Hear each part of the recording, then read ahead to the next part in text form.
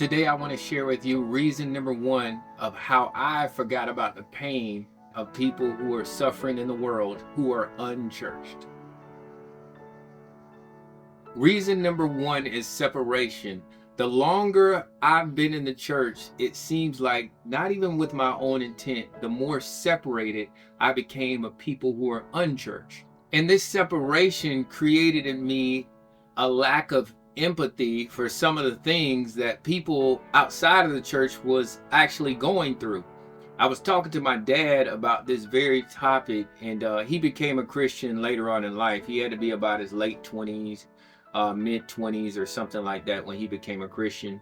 And as I was telling him about this video, he told me this phrase. He said, "You never really understand a person until you consider things from his or her point of view, until you climb into his or her skin and consider it."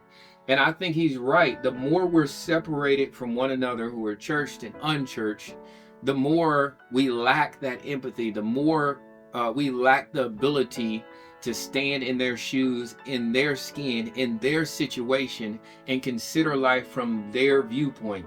And I think that's very important because from what I've learned, the more I've tapped into this, the more I've tried to position myself from around people who are unchurched, the more I understand the language that they use, the more I understand the context that they're coming from when they say stuff, which helps me communicate with them more effectively the gospel and what Christ has from them.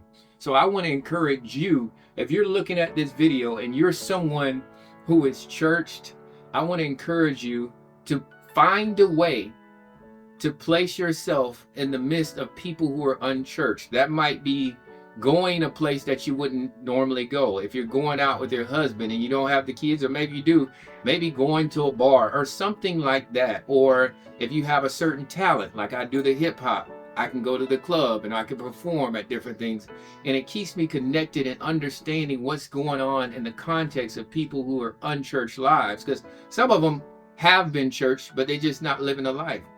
And if you're someone who is unchurched, don't judge another Christian. Find a way to keep yourself connected with someone who is church so you can understand where they're coming from and why they might be trying to communicate a certain way. So I just want to say separation was the number one thing that made me forget about the suffering of people who are unchurched. And I want to say to you, no more separation. And don't forget, don't forget.